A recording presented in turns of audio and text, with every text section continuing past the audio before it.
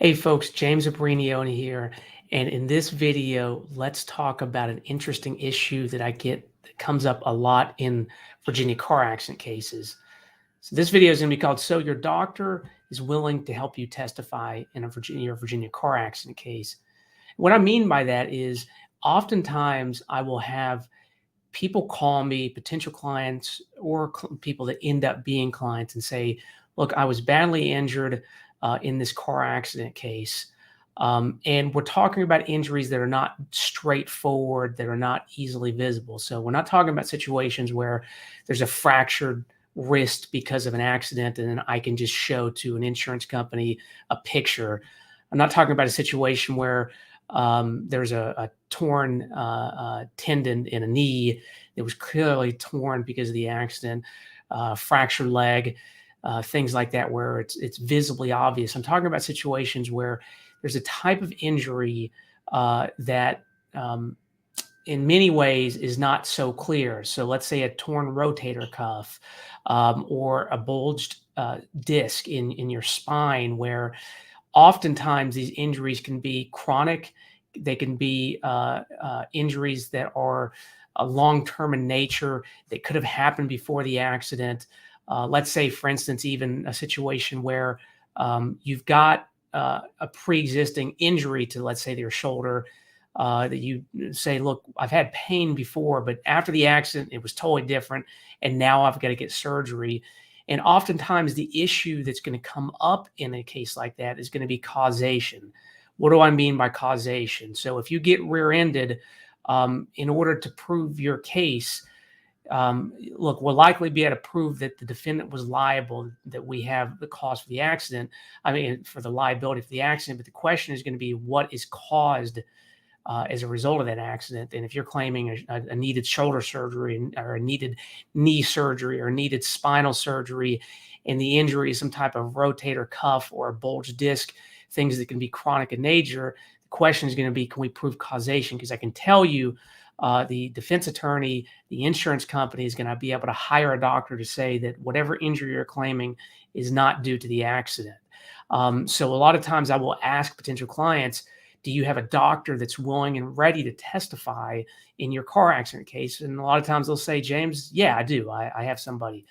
Now, just to begin with, in order to prove our case, and especially in a situation like this where the issue is really causation, what is flowing from that accident, we do need a doctor to testify. I tell people, look, I rest on my medicine, and my star witness is going to be my doctor. So if you're claiming a shoulder surgery, your orthopedic surgeon is going to need to help us. They're going to be able to need to set up your case and obviously support your case. And the term of art that is required is to a reasonable degree of medical probability. And essentially what I mean by that is you need a doctor that's willing to say that to a reasonable degree of medical probability within their field, they believe that the injury and treatment that you're claiming is due to the accident. So let's say, for instance, Dr. Smith would have to say in court, to a reasonable degree of medical probability, I believe that Miss Jenkins needed a shoulder surgery based upon being rear-ended in this car accident. And I believe the mechanism is consistent with the need for the surgery, and our medical history is consistent with that. So they have to be able to testify clearly. Now, another thing that I want to say is we need more than just a verbal commitment. I can't tell you how many times I have clients that come in, or potential clients that come in, to tell me, James, my doctors absolutely want to testify that my surgery or whatever treatment is needed because of this accident, only to find out after I reach out to them, either they're not willing to talk to me, or they say they didn't say that, or they just won't even respond. So I need more than just a verbal commitment. In order to prove your case, we're going to need a doctor that's willing and able to help out. So the first thing I always look at is, what do the medical records say? In an ideal scenario, we've got a situation where you've been involved in an accident, you've gotten your treatment, and then you've seen your specialist. So let's go back again to the shoulder surgery example. And in their records, it's clear from the records that they're going to support our opinion. So in their records, it shows that they're aware of the accident, they're aware of the mechanics, they're aware of your medical history, and they're saying in there specifically that based upon all the information I have, I believe that the surgery or whatever treatment that is needed is due to the car accident case, and maybe even expounding upon the reasoning. So, for instance, they're aware that you had no prior history of shoulder pain, or maybe you had some shoulder injury 10 years ago. And even though I'm aware of that, I still believe, the doctor meaning I still believe that the surgery or whatever treatment is related to the accident and needed because of the accident.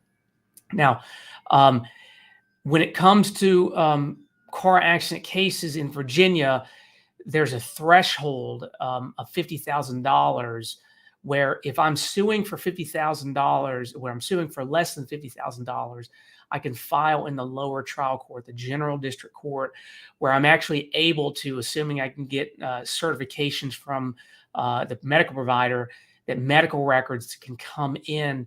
And so if your doctor stated in the medical record, or they prepared a report and it meets the statutory requirements, and it says that they believe that the treatment is related to the accident and the injury is related to the accident, then those records can be used in court.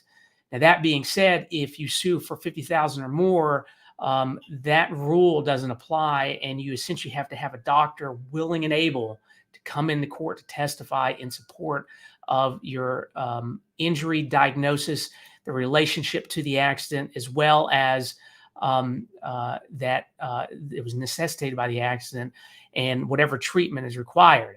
What that means is not simply that I get that you, again, going back to just the verbal commitment, I have it all the time.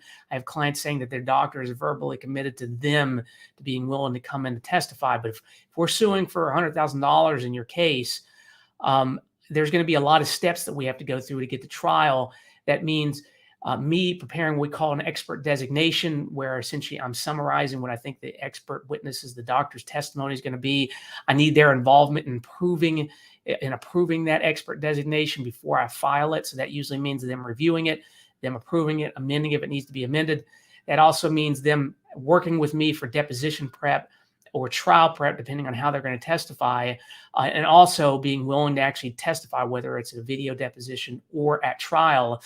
We need their involvement. I can't tell you how many cases I have where even early on, a doctor is telling me they're willing to help, but when it comes to time for trial, they back out, and now I'm left without an expert witness. If I'm left without an expert witness, no matter how great of a trial attorney I may be, there's nothing I can do to prove that your shoulder surgery is related to the case unless we have that live expert witness. Now, another thing I'll say, even for cases under $50,000, it may be that I still want an expert witness to come in and testify, because just a judge in the general district court reading records may not be enough. So even in situations where there are cases where we're suing under 50, it may be that I still need your doctor's help. So I made this video because I can't tell you again how many times I have people coming to me and saying, James, I've got this injury. Can you help me out? And causation, I know, is going to be an issue. Look, I wish there was a situation where I wish it was just that, we could have an insurance company believe you. You explain what's going on, tell them you've had no prior issues and all the like. But I can just tell you, having litigated many of these cases, especially things like torn rotator cuffs, disc bulges, ACL tears, things like that, where it's not so acute. Oftentimes, we're going to have expert witnesses willing and ready, and maybe even having to testify, which costs money, time, and effort. But the last thing I want to do is wait till the end to tell you this, because this is going to be something that's going to be vital to your case. So hopefully this video is useful. Here's my information I'm going to put up here. There's my website, phone number, email. If you have questions, you can reach out. Feel free to comment below, and make sure to subscribe to this YouTube channel. I like when people are interacting. It allows me to give more input.